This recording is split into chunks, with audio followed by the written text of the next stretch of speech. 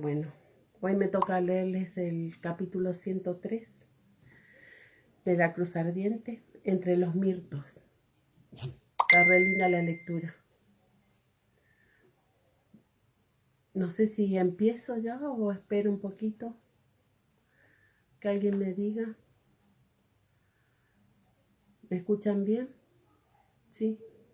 Bueno, ¿empiezo? Capítulo 103 entonces, Los Mirtos. Dice Wilmington. Comparada con el Cerro Fraser, Wilmington era una metrópoli embriagadora. En circunstancias normales, las chicas y yo habríamos disfrutado plenamente de sus delicias. No obstante, la ausencia de Roger y Jamie, así como el carácter de la misión que se habían impuesto, nos pedían encontrar mucha distracción. Nos levantamos con los ojos hinchados entre montones de ropa sucia y sábanas húmedas. Después de alimentar y vestir a los niños, salíamos en busca de cualquier alivio mental que se pudiera hallar durante el día. Carreras de caballos, tiendas o las veladas musicales por las que rivalizaban una vez por semana y en noches sucesivas las dos anfitrionas más eminentes de la ciudad. La señora Dunning ofreció la suya el día siguiente a la partida de Roger y Jamie. Las ejecuciones de arpa, violín, clavicémbalo y flauta se intercalaban con recitales de poesía y canciones, tanto cómicas como trágicas, interpretadas por el señor Angus McCaskill, el popular y cortés propietario de la posada más grande de Wilmington. Durante toda la actuación, Brianna lució un semblante tan apasionadamente reflexivo que acabó por descontar a los músicos. Algunos observaban con nerviosismo y se escabullían hacia el otro lado del salón para interponer el clavicémbalo entre ambos. Yo sabía que la actitud de mi hija no se relacionaba en absoluto con la ejecución. Antes bien revivía las discusiones que habían precedido a la partida de los hombres. Brianna se mostró apasionada, elocuente y feroz. Jamie, paciente, sereno e inamovible. Yo mantuve la boca cerrada. Por una vez fui más terca que cualquiera de ellos. No podía a conciencia aliarme con Brie, pues sabía cómo era Stephen Bonnet. Tampoco podía aliarme con Jamie, pues sabía cómo era Stephen Bonnet. Pero también sabía cómo era mi marido. Y si al pensar que iba a enfrentarse con ese hombre, me sentía como si estuviera colgada de una cuerda raída, sobre un pozo sin fondo. También reconocía que estaba equipado como pocos para esa tarea. Más allá de su habilidad para matar, se trataba de un asunto de conciencia. ¿Vamos bien? Sí. Bueno. Lo que Bonnet le había hecho a Brianna no era un crimen que Jamie pudiera perdonar, mucho menos olvidar. Pero más allá de la simple venganza o la amenaza constante de ese hombre representaba para Brie y Jamie se sentía personalmente responsable, al menos en parte, por el daño que Bonnet pudiera causar en el mundo a nuestras familias y a otras personas.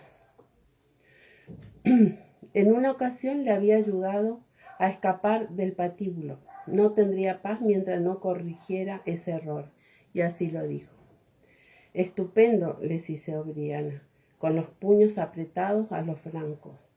Tú tendrás paz, perfecto. ¿Y qué paz tendremos mamá y yo si tú mueres, o Roger?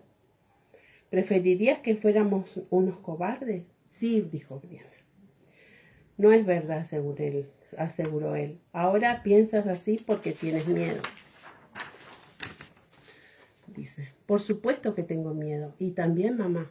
Solo que ella no lo dice porque piensa que irás de cualquier modo.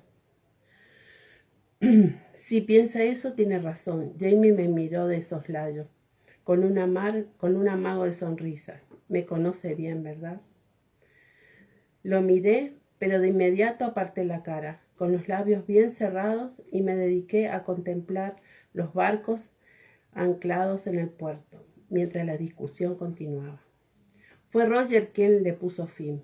Brianna, dijo suavemente, cuando ella hizo una pausa para respirar.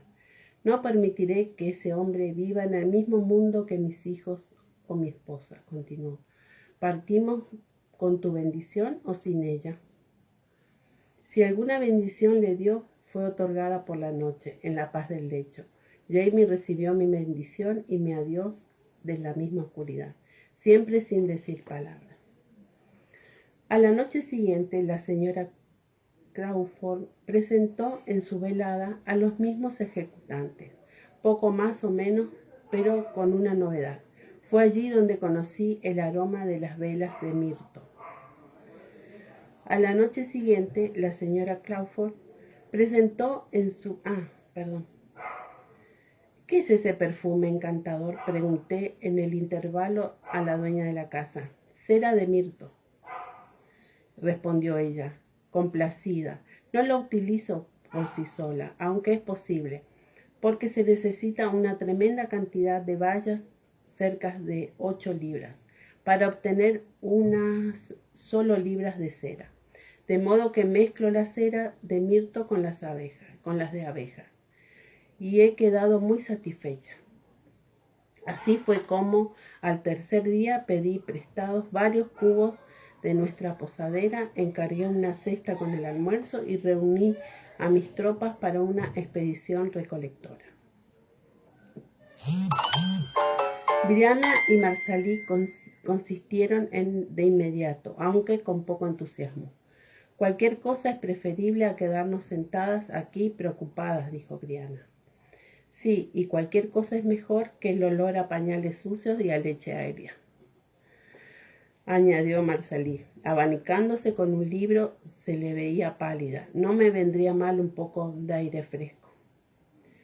Yo no estaba segura de que pudiera caminar tanto con su abultado vientre. Ya estaba en el 7º mes, pero ella aseguró que el ejercicio le sentaba bien.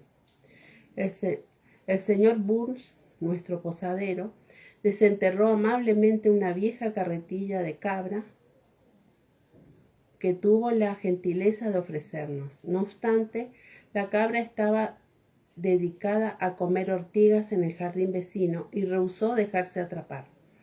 Tras perseguirla acaloradamente durante un cuarto de hora, Brianna declaró que prefería tirar ella misma de la carretilla antes de seguir jugando al que te pillo con este animal.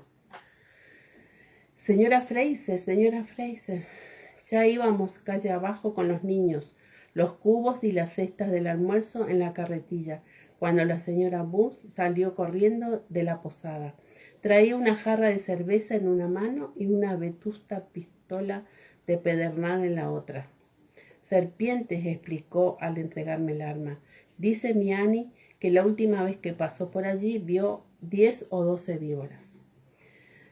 Serpientes, repetí, aceptando de mala gana el objeto y su correspondiente parafernalia.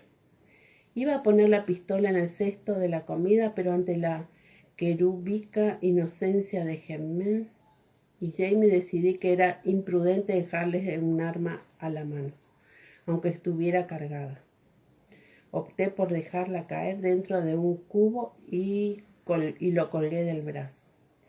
Guiadas por las indicaciones de la señora Crawford, recorrimos 1,5 kilómetros playa abajo hasta encontrar un bosque costero. Por allí, dije, señalando la enmarañada vegetación. Como habría sido más difícil continuar con la carretilla, la dejamos allí, mientras los niños corrían libremente, persiguiendo cangrejos y aves. Nosotros nos adentramos a paso lento en el bosque achaparrado. Pese a lo espeso de la maleza, caminar por allí era más agradable que por la playa abierta. Los árboles eran lo bastantemente altos como para brindar una grata sensación de intimidad y refugio. La fina capa de hojarasca y pinaza permitía pisar mejor. Jamie, cansado de caminar, me tiró de la falda y extendió los brazos. Vamos. Dejé en que el cubo de bayas me colgara de la muñeca y lo alcé con un crujir de vértebras. Era un niño muy bien fornido. Él me ciñó cómodamente de la cintura con los pies cubiertos de arena y apoyó la cara en mi hombro, con un suspiro de alivio. Cuando vimos un exuberante grupo de mirtos, no diseminados hasta perdernos la vista entre las matas, pero de vez en cuando nos llamábamos mutuamente, a fin de no extraviarnos. Yo había dejado a Jamie en el suelo, mientras me preguntaba si podía dar alguna utilidad a la pulpa de las bayas, después de hervirlas para extraer la cera. Oí un suave crujir de pisadas al otro lado de la mata.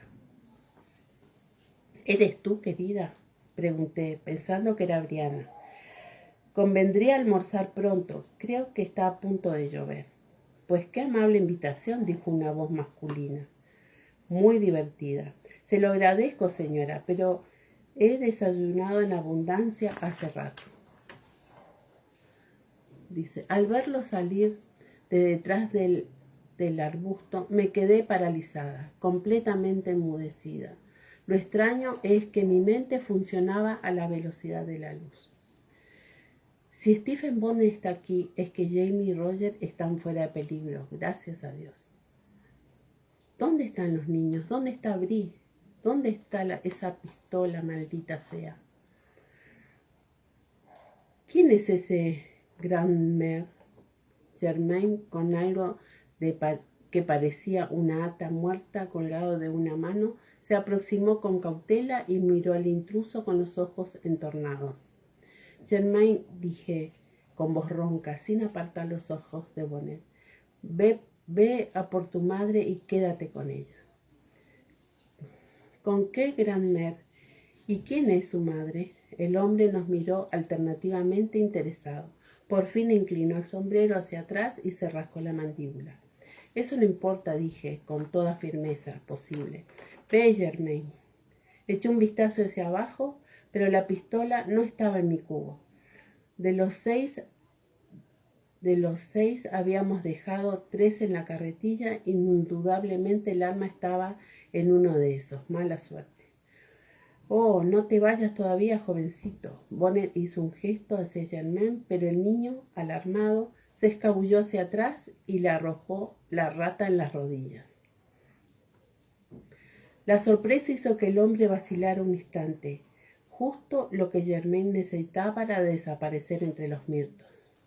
Ojalá supiera dónde estaba Marsalis. Lo último que necesitábamos era que se perdiera. Bueno, quizás había cosas peores. Lo último era que Stephen Bonnet viera a Jamie. Y eso fue lo que sucedió un instante después, cuando mi nieto salió de las matas. Mi parálisis desapareció en un segundo. Lo alcé precipitadamente y retrocedí varios pasos. ¿Y quién es este dulce hombrecito?, preguntó Bonnet, dando un paso hacia mí. Mi hijo, respondí al instante. Ya veo que se parece a su padre. En las pobladas cejas rubias brillaban gotas de sudor. Y a su hermana, esa encantadora hija suya. ¿Se encuentra aquí, querida mía? Tengo muchos deseos de renovar nuestra relación. Caramba.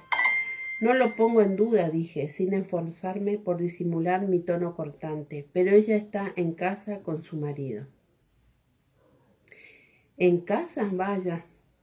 ¿Y a qué llama usted casa, señora? Se quitó el sombrero para secarse la cara con la manga. Pues a la que tenemos en el campo, una granja, señalé vagamente hacia lo que me pareció el oeste. Una granja, repitió un músculo se le contrajo en la mejilla. ¿Y qué les ha traído tan lejos de su casa, si me permite preguntar? No le permito, dije. Es decir, puede preguntárselo a mi marido. No tardará en venir. Oh, eso lo dudo, mi querida señora Fraser. Verá usted, a estas horas él ya estará muerto. ¿Qué quiere decir? Le explicaré. Ha sido un trato, dijo. Su diversión parecía ir en aumento. una división de trabajo, se podría decir. Mi amigo Lilwit y el bueno del comisario se ocuparían de los señores Fraser y Mackenzie. El teniente Wolf manejaría la parte de la señora Cameron. De ese modo quedaba a mi cargo la agradable tarea de familiarizarme con mi hijo y reencontrarme con su madre. Su mirada se encontró con Jamie. Ante eso rió brevemente. No sabe usted mentir, señora. Si me perdona el comentario. Sabe perfectamente lo que quiero decir. Pues me vio allá, en River Round. Francamente, me encantaría saber qué hacía usted y el señor Fraser. Carnear a esa negra que mató Wolf. Dicen que la imagen del asesino queda grabada en los ojos de la víctima. Pero, a juzgar por lo que vi, usted no observaba los ojos. ¿Era algún tipo de magia? Wolf, ¿con qué fue él? En ese momento me daba lo mismo que el teniente hubiera asesinado a una veintena de mujeres. Solo quería entretenerlo con cualquier tema de conversación. Pues sí, es un chapucero, es Wolf, dijo con objetividad. Pero como fue él quien averiguó lo del oro, ha exigido participar en la empresa. ¿Dónde estaban Marsalí y Brianna?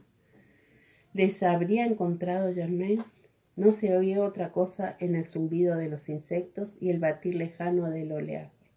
Pero alguien tenía que oírnos. El oro, dije en voz algo más alta. ¿A qué hora se refiere? En River Round no hay oro alguno. Yocasta Cameron ya se lo habría dicho. Reconozco que la señora Cameron miente mejor que usted, querida, pero tampoco a ella le creí. El caso es que el doctor vio ese oro. ¿Comprende usted?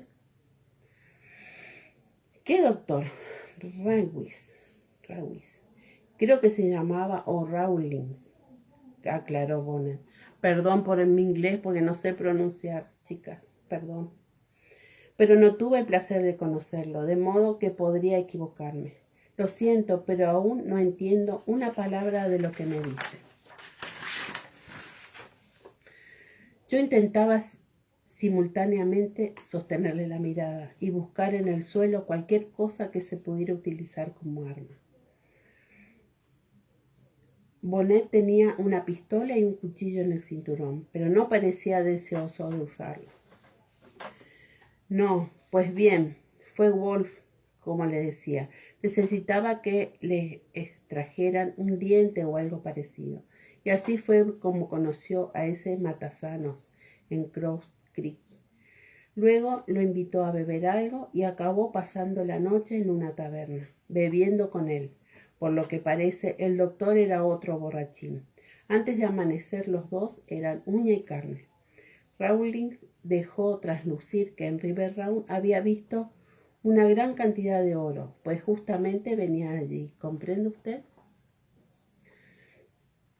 Rawlings pidió la conciencia o la recuperó lo bastante para no decir más, pero esa revelación fue suficiente para reafirmar al teniente en su decisión de obtener la mano y la propiedad de Yocasta Cameron.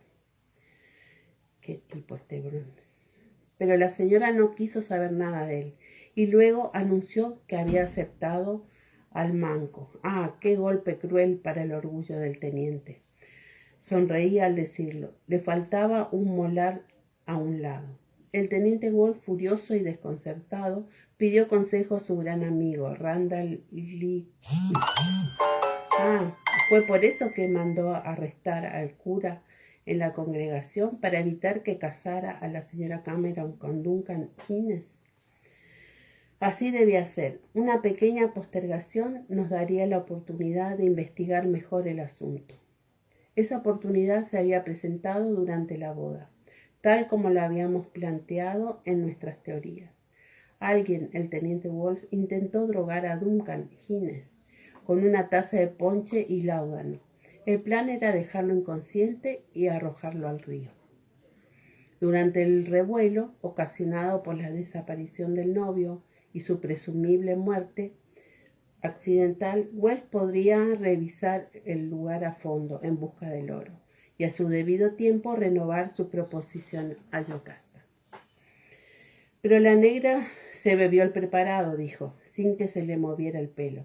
Por desgracia no la mató, y como habría podido decir quién le entregó la taza, Wells mezcló vidrio molido a las gachas que iban a darle. Lo que quiero saber, dije, es qué papel desempeña usted en todo esto. ¿Qué hacía allí en Rivenround? ¿No sabe usted, querida, que el teniente y yo somos grandes amigos desde hace años? Él me pidió ayuda para eliminar al manco.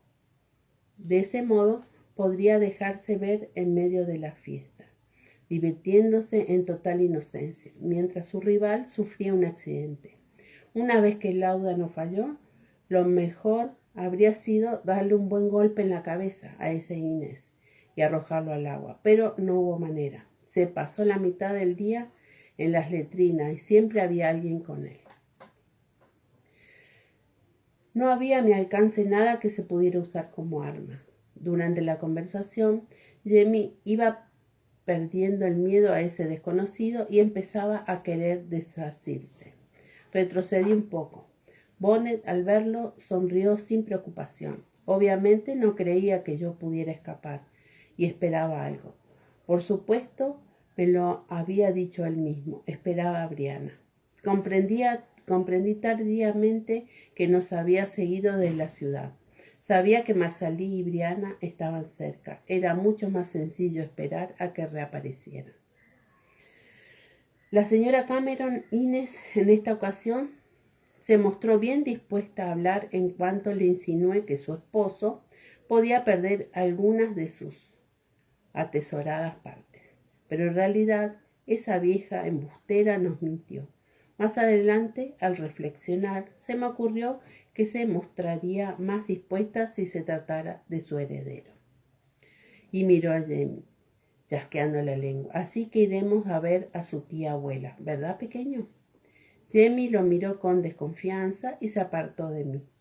Yo habría logrado introducirme entre dos matas de mirlo. Trataría de distraerle con la conversación hasta que pudiera girarme, dejar a Jamie en el suelo e instarlo a correr. Con un poco de suerte, podría bloquearle el paso al tiempo suficiente para que él huyera, siempre que el niño echara a correr. Lillywhite, dije retomando la conversación, ¿a qué se refería usted cuando le dijo que él y el comisario iban a ocuparse de mi esposo y el señor Mackenzie? Pues lo dicho, señora Fraser, su esposo ha muerto. Había empezado a mirar más allá de mí entre las matas. Obviamente esperaba que Brianna apareciera en cualquier instante. Lo que sucedió durante la boda nos hizo ver con claridad que no convenía permitir que la señora Cameron tuviera tanta protección.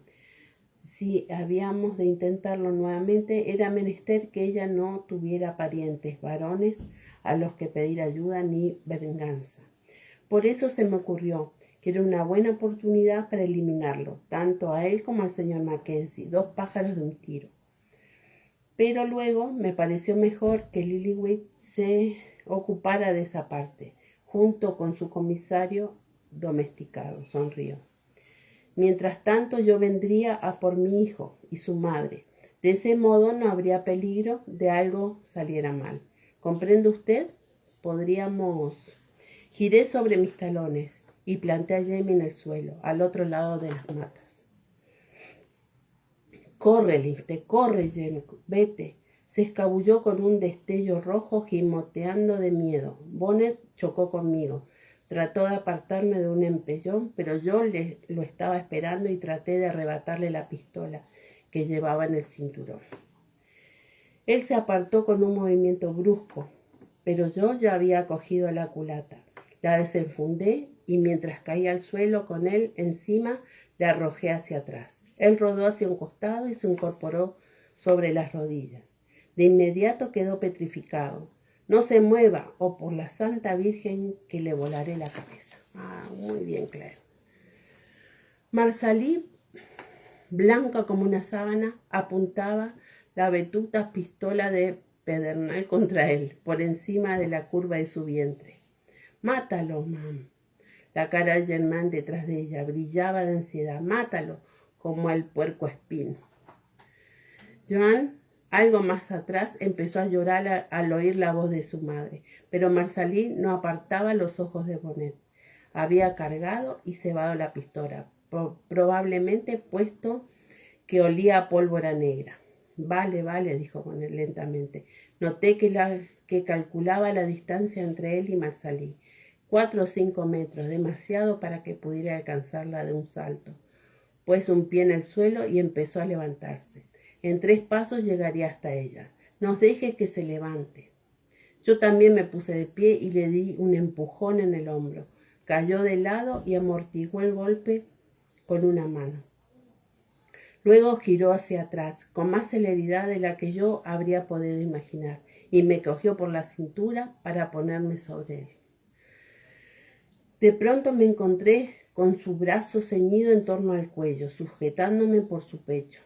Hubo un susurro de metal contra la piel y algo frío me tocó el cuello. Dejé de forcejear para coger aliento. Marsalí tenía los ojos abiertos como platos y los labios muy apretados. Gracias a Dios su mirada seguía apuntando a Bonnet y la pistola también. Dispara, Marsalí, dije con calma. Ahora mismo. Baja esa pistola, muchacha, dijo Bonnet con igual serenidad. Si no quieres que le corte el cuello, en lo que cuento 3. 1. Dispárale, ordené con todas mis fuerzas e inhalé mi última bocanada del aire. 2. Espere. La presión de la hoja contra mi cuello cedió un poco. Con un cosquilleo de sangre me permitió otro resuello, que ya no esperaba, pero no tuve tiempo de disfrutarlo. Brianna estaba entre los mirtos, con Jamie aferrado a sus faldas. Suéltala, dijo. Ay.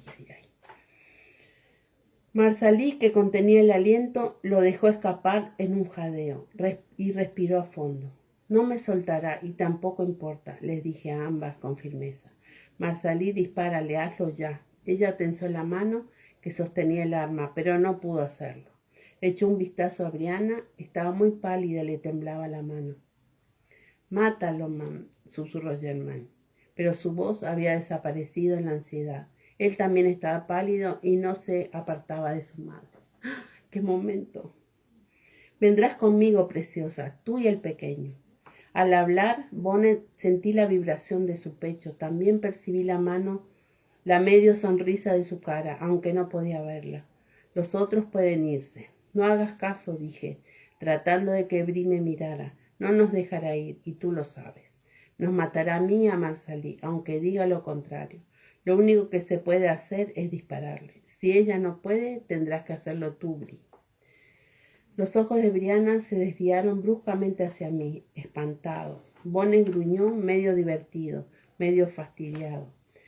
¿Condenar a su madre? No es capaz de eso, señora Fraser. Oye, Marsalí, te matará y al bebé contigo, dije, tensando todos los músculos en el esfuerzo de hacerlo comprender, de lograr que disparara. Germain y Joan morirán aquí, solos. Lo que sucede conmigo no importa, créeme, por el amor de Dios, dispara ya. Ella disparó. Hubo una chispa y una bocanada de humo blanco. Bonnet dio un respingo. Luego la mano de Marsalí se aflojó. La boca de la pistola apuntó hacia abajo y el proyectil cayó en la arena, junto con el taco. Y el tiro había fallado. Marsalí gimió de espanto. Brianna, con la velocidad del rayo, recogió el cubo caído y lo arrojó a la cabeza de Bonnet. Él me soltó para lanzarse a un lado, con un chillido. Un momento después, Germain y Jamie lloraban a dúo, y Joan chillaba como una loca en el bosque. Dios mío. Bonnet estaba nuevamente de pie, enrojecido y con el cuchillo en la mano. Aunque se lo veía furioso, hizo un esfuerzo por sonreír a Brianna. Vamos, guapa, dijo, alzando la voz, para hacerse oír por encima de la paraúna. Solo he venido por ti y por mi hijo. No voy a hacerlos daño. No es tu hijo, replicó ella en voz baja y enconada, y nunca lo será. ¿No? Exclamó él despectivo. Pues no es lo que me dijiste en aquella mazmorra de Cross Creek, mi cielo. Y ahora que lo veo, miró nuevamente a Jamie. Es mío, querida. Se me parece, ¿verdad, muchacho? Jamie, entre sepultó la cara en la falda de su madre. Bonnet se encogió de hombros y abandonó todo intento de engatusarla. Vamos, dijo, y dio un paso hacia adelante, con intención de apoderarse de Jamie. La mano de Brianna salió de su falda armada con una pistola.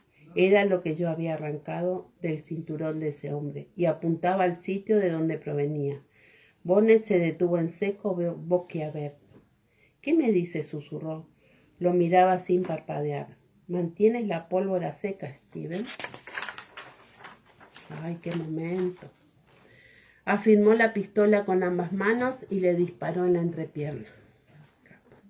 Él fue veloz, debo reconocerlo. Aunque no tenía tiempo para huir, se cubrió la parte amenazada con ambas manos, en el mismo instante en que ella apretaba el gatillo. La sangre estalló entre sus dedos con una densa llovizna, sin que yo pudiera ver dónde lo había herido. Retrocedió con paso vacilante, aferrándose. Miraba en derredor como si no pudiera creerlo. Su respiración se hizo más rápida y trabajosa. Nosotras lo mirábamos paralizadas. Entre jadeos, dio la vuelta y se alejó, como un bicho que alguien hubiera pisado. Con movimientos convulsos se oyó el ruido de las matas contra las que chocaba. Un momento después desapareció. ¿Decía la verdad? Brianna se agachó junto a mí. ¿Crees que habrán muerto? No, dije. No sentía pánico al recordar lo que Bonnet había dicho.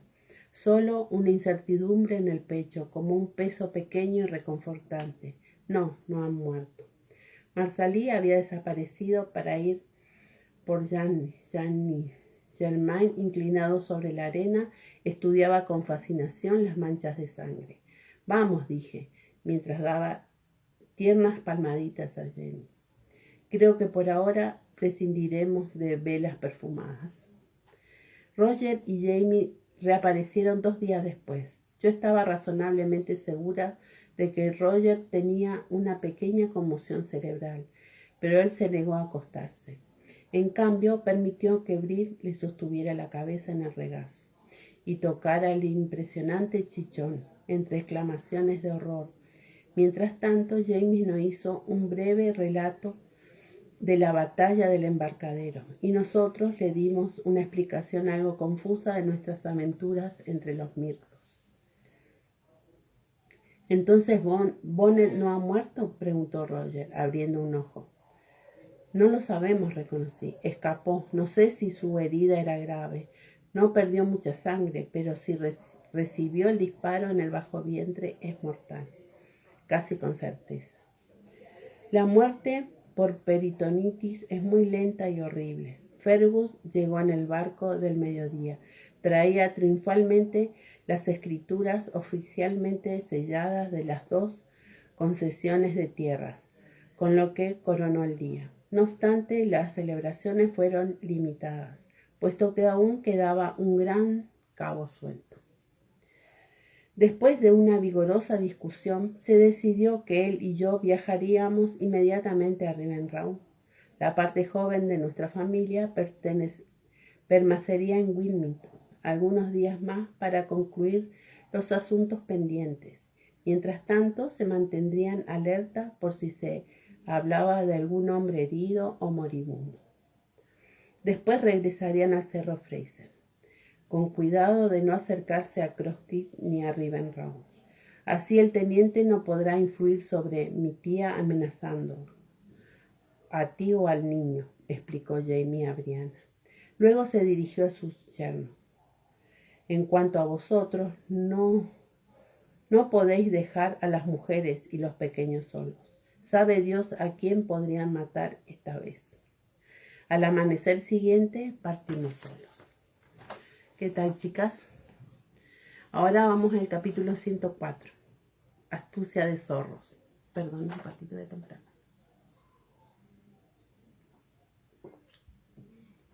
Bueno. Astucia de zorros.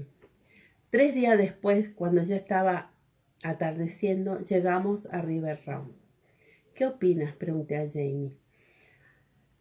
Habíamos detenido a los caballos al pie del prado para observar bien la situación antes de acercarnos a la casa.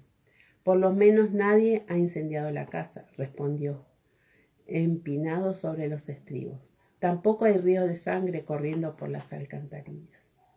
Cuando llegamos a la puerta principal, tuve la certeza de que algo andaba mal.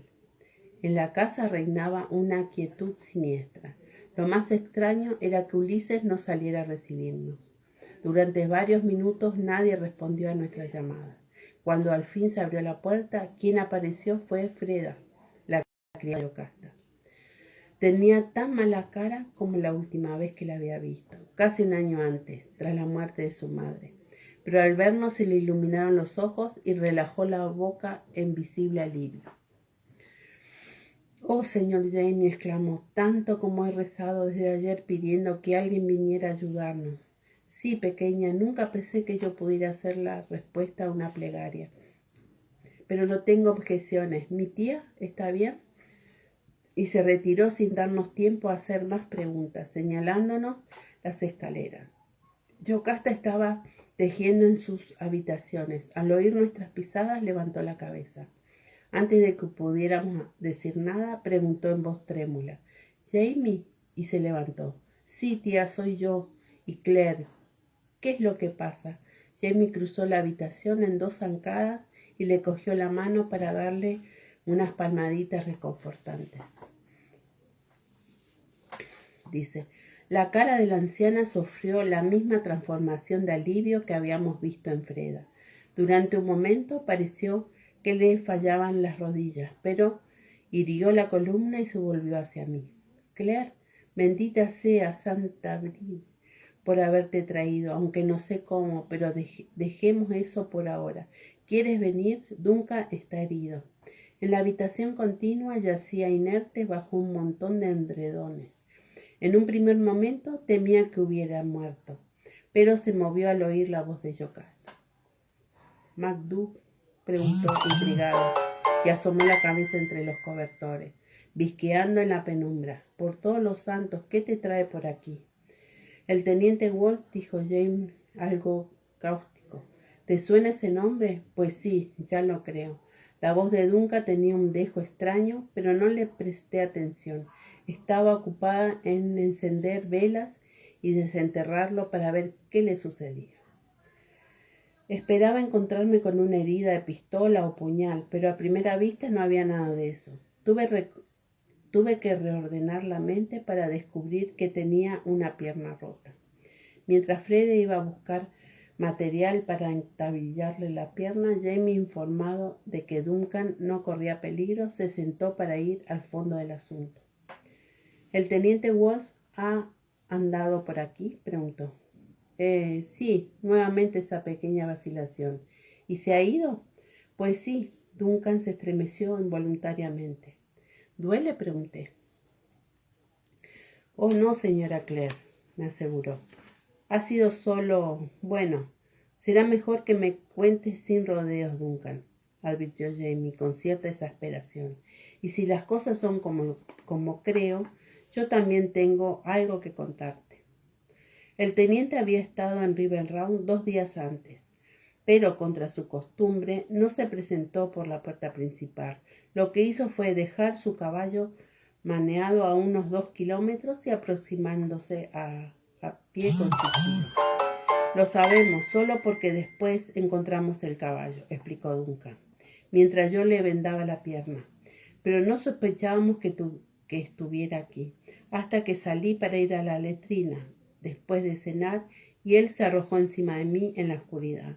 Estuve a punto de morir del susto, y luego caso he muerto de veras, porque me disparó. Si hubiera tenido el brazo de ese lado, creo que lo habría atravesado. Pero como no lo tengo, no hubo herida». A pesar de su discapacidad, Duncan se defendió ferozmente y golpeó al teniente en la cara y cargó contra él, derribándolo hacia atrás. Tropezó con el muro de ladrillo y cayó por encima, de modo que se dio un horrible golpe en la cabeza. «Vaya, ¿entonces murió en el acto?», preguntó Jamie interesado. «Pues no», nunca parecía haberse tranquilizado durante el relato, pero en ese momento volvió a inquietarse. «Verás, MacDuff, Yo también me tambaleé al derribarlo. Pisé la canaleta de la letrina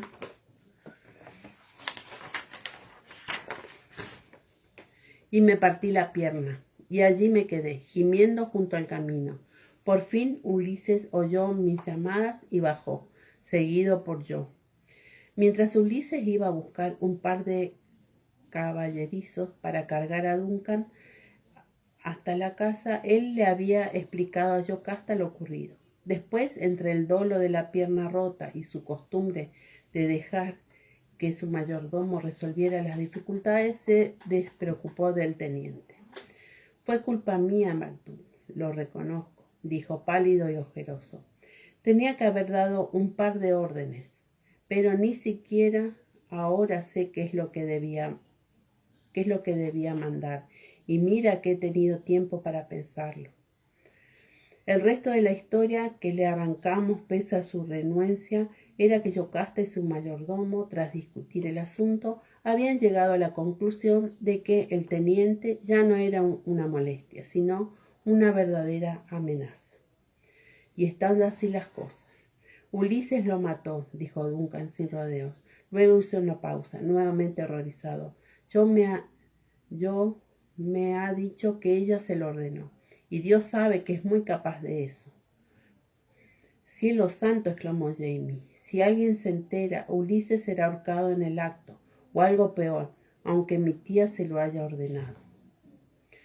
Así es, añadió Duncan. No puedo permitir que vaya al patíbulo, pero ¿qué haré con el teniente?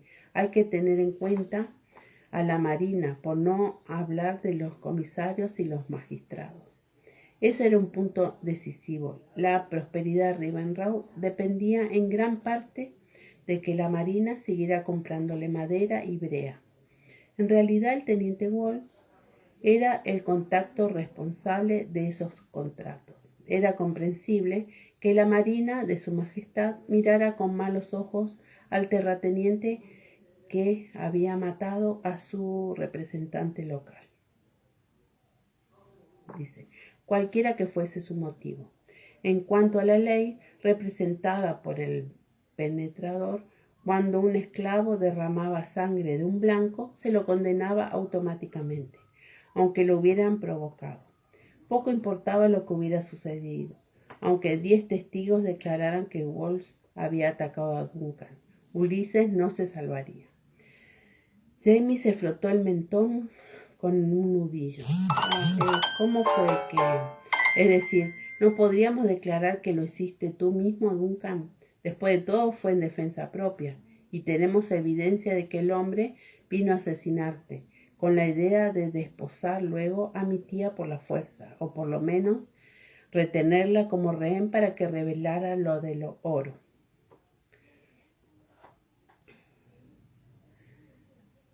¿Qué oro? Duncan puso cara de no entender. Pero si aquí no hay oro.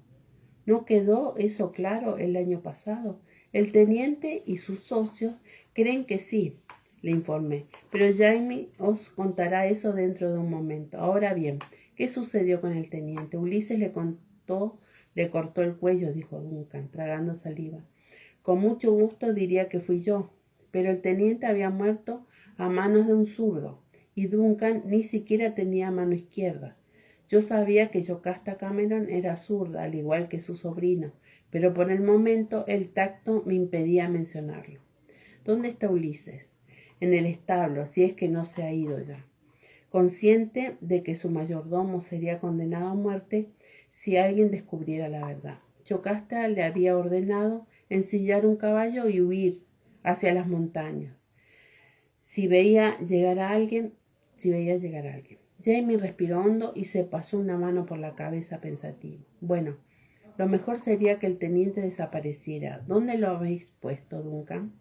Creo que está en el foso de la barbacoa, Macduff, envuelto en una tela cubierta de brea y tapado con leña, como si fuera una res de cerdo.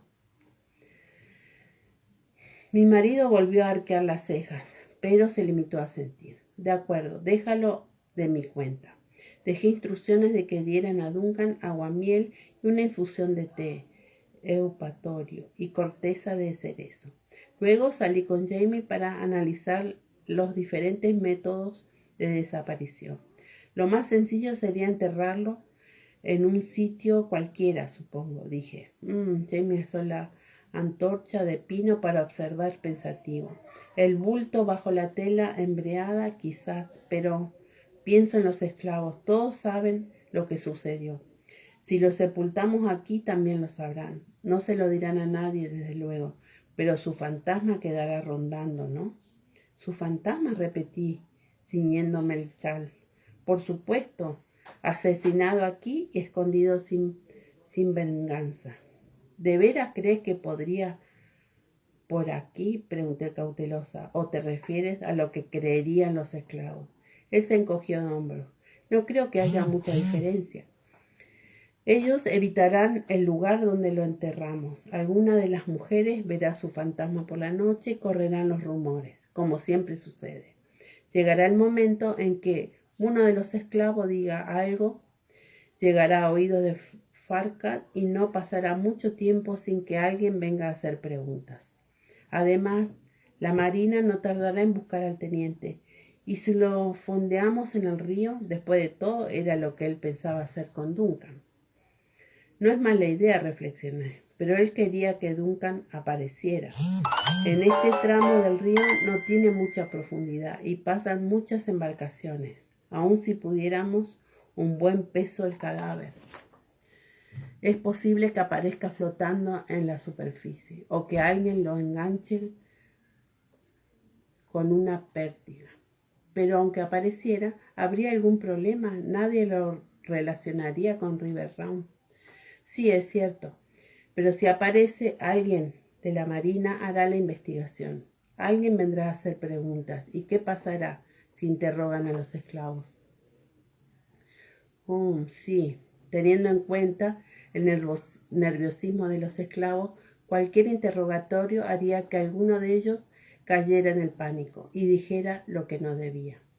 Jamie contemplaba con expresión abstraída el bulto tapado.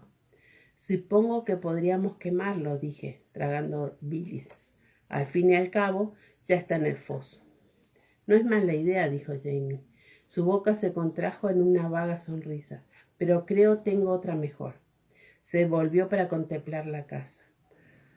Había luz en algunas ventanas, pero todo el mundo estaba adentro acobardado. Acompáñame, dijo súbitamente decidido. En el establo debe haber una masa. El frente del mausoleo estaba cerrado por una reja ornamental de hierro forjado, con una enorme cerradura. La decoraban rosas jacobitas de 16 pétalos. ¿Te parece que esto es mejor que enterrarlo o quemarlo? Pregunté en susurros, aunque no había nadie por allí. Oh, sí, el viejo Héctor se ocupará de él y evitará que haga daño a nadie, aseguró Jamie como si tal cosa. Levanté la antorcha para que Jamie viera mejor. Había envuelto la masa con trapos para no desenconchar el mármol. Los pequeños bloques de la pared frontal dentro de la reja estaban hábilmente cortados de modo que se casaran entre sí y pegados con poco cemento. Al primer golpe, 2 de ellos se desplazaron varios centímetros. Con algunos golpes más se abrió un espacio oscuro por el que se podía ver la negrura interior. Jamie se secó el sudor de la frente y murmuró algo por lo bajo. ¿Qué has dicho? Dije que esto hiede, respondió. Parecía intrigado. ¿De qué te sorprendes? Preguntó, algo irritada. ¿Cuánto hace que murió Héctor Cameron? ¿4 años? Pues sí, pero no es... ¿Qué estáis diciendo? Haciendo. La voz de Yocasta resonó detrás de mí. Agudizada por la agitación, estaba de pie en el camino, fantasmagórica con su camisón blanco. ¡Qué susto! Freda se acurrucaba detrás de su ama. ¿Qué estamos haciendo? Pues sepultando al teniente Wolf, por supuesto. Jamie, sobresaltado por la súbita aparición de su tía, pareció algo fastidiado. Déjalo en mi cuenta, tía, no tienes por qué preocuparte. Pero no debes. No debes abrir la tumba de Héctor. Yocasta torció la larga nariz. Obviamente había detectado el olor a podredumbre. No te aflijas, tía, insistió él. Vuelve a la casa, yo me arreglaré. Todo saldrá bien. No, Jamie, no puedes. Cierra eso, ciérralo, por Dios. En su voz era inconfundible el pánico. Vi que Jamie fruncía el entrecejo confundido. El viento volvió a levantarse con una pequeña ráfaga, que trajo hacia nosotros un olor a muerte mucho más potente. Jamie cambió de expresión. Pese a la protesta de su tía, desalojó unos cuantos bloques más con rápidos golpes de masa. «Trae la antorcha, Sassenach», dijo. Lo hice con una creciente sensación de horror. Juntos, hombro con hombro, miramos por la estrecha abertura. Dentro había 2 ataúdes de madera lustrada, cada uno en pedestal de mármol. Y en el suelo, entre ellos, «¿Quién es, tía?», preguntó Jamie con voz serena. Ella parecía petrificada. En el rostro inmóvil, los ojos ciegos iban de un lado a otro buscando una huida posible. Jamie dio un paso adelante y la aferró por el brazo. El susto la arrancó de su trance. «Cuatán», bramó. «¿Quién es? ¿Quién?» Se llama Rowling», dijo vagamente. «¿Cómo fue?», preguntó Jamie con calma. Entonces ella cerró los ojos y dejó caer los hombros en un suspiro. «Lo mató Héctor». «¿Ah, sí?». Jamie echó una mirada cínica a los ataúdes y el bulto que había en el suelo, entre los dos. «¡Qué hazaña! Ignoraba que mi tío fuera tan capaz». «Antes», aclaró ella con voz inexpresiva, como si ya nada importara. «Rawlins era médico. Cierta vez vino a examinarme los ojos, cuando Héctor se puso enfermo. Hizo que viniera de nuevo. No sé bien qué sucedió, pero lo sorprendió husmeando por donde no debía y le aplastó la cabeza. Héctor tenía mal genio, eso parece», comentó Jamie, echando otro vistazo al cuerpo del doctor. «¿Y cómo?». Él escondió el cadáver. Pensaba llevarlo al bosque y abandonarlo allí, pero luego empeoró y no pudo levantarse. Un día después, Héctor murió. Entonces, su mano larga y blanca apuntó hacia la bocanada de aire húmedo y frío que surgía de la tumba abierta. Jamie se quedó contemplando el mausoleo violado con las cejas juntas en un gesto de concentración. «Oye, ¿y de quién es el segundo ataúd?», preguntó. «Mío». Yocasta empezaba a recobrar el aplomo. Cuadró los hombros y levantó el mentón. Jamie me miró con un pequeño bufido. Era creíble que esa mujer prefiriera dejar un cadáver expuesto antes que colocarlo en su propio ataúd, pero así acrecentaba la posibilidad de que fuera descubierto. Aun en el caso de que alguien abriera el mausoleo, el médico podría haber descansado allí en total seguridad, pues nada hubiera abierto el féretro de Yocasta hasta que llegara el momento de que recibiera su propio cuerpo. Es mujer, era egoísta, pero estúpida no, en absoluto. «De acuerdo, mete a Wolf si es preciso», dijo. «Puede quedar allí en el suelo o en el otro», dice, con el otro. «¿Por qué no lo ponemos en el ataúd, tía?», preguntó Jamie. Noté que lo observaba con atención. «No», ella le había vuelto la espalda, pero ante él se giró, deprisa, feroz la cara a la luz de la antorcha. «Es basura, deja que se pudra en el suelo». Ante esa respuesta, él entornó los ojos, pero en vez de contestar, empezó a retirar los bloques sueltos. «¿Qué haces?». Yocasta volvió a agitarse al oír el chirrido del mármol, pero se desorientó al mirar y quedó de cara hacia el río. Comprendí entonces que ya estaba completamente ciega, no veía ni siquiera la luz de la antorcha. De cualquier modo, en ese momento no podía prestarle atención. Jamie entró por la abertura, lo seguí respirando apenas. Los ataúdes tenían placas de bronce, algo opacas por la humedad, pero perfectamente legibles. ¿A dónde estoy? Completamente Héctor Alexander Robert Cameron, decía una. La otra, Yocasta Isobel Mackenzie Cameron. Sin vacilar, él levantó la tapa del segundo. No estaba claveteada. Se movió de inmediato. «Oh», murmuró Jane al ver lo que contenía. «El oro nunca pierde el brillo, por muy húmedo que sea el ambiente. Puede pasar siglos enteros en el fondo del mar. Un día emergerá en la red de algún pescador, refulgente como el día en que fue fundido». Los lingotes formaban una capa en el fondo del ataúd, suficiente para llenar 2 arcones pequeños, cada uno tan pesado que para cargarlos se requerían 2 hombres, o un hombre y una mujer fuerte. Cada lingote con su flor de lis estampada, 1/3 del oro del francés. El resplandor me hizo parpadear, aparté la vista nublada, y aunque el suelo estaba a oscuras, aún se distinguía la silueta acurrucada contra el mármol claro, husmeando donde no debía.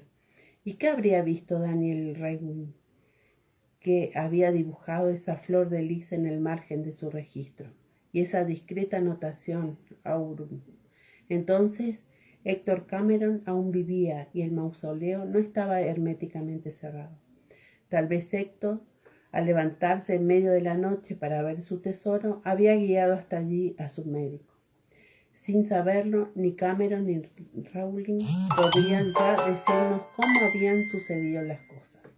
Sentí un nudo en la garganta por el hombre que yacía a mis pies, el amigo y colega cuyos instrumentos utilizaba, cuya sombra junto a mi codo me brindaba consuelo y valor cuando trataba de curar a un enfermo. Jamie cerró suavemente el féretro, como si estuviera a un ocupante cuyos restos había perturbado. Yocasta seguía inmóvil en el sendero, con un brazo en torno de Freda. Por los ruidos la anciana debía saber dónde estábamos, pero aún continuaba de cara al río, con los ojos fijos en la luz de la antorcha.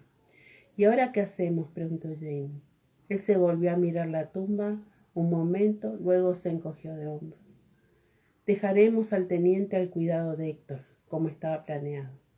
En cuanto al doctor», se llenó lentamente los pulmones contemplando con aire atribulado los huesos que yacían en elegante abanico, pálidos e inmóviles, dedos de cirujano. «Creo que deberíamos llevarlo a casa, al cerro», dijo, «para que descanse entre amigos». Pasó rozando a las 2 mujeres sin decirles nada ni pedir perdón y fue a buscar al teniente Wolf.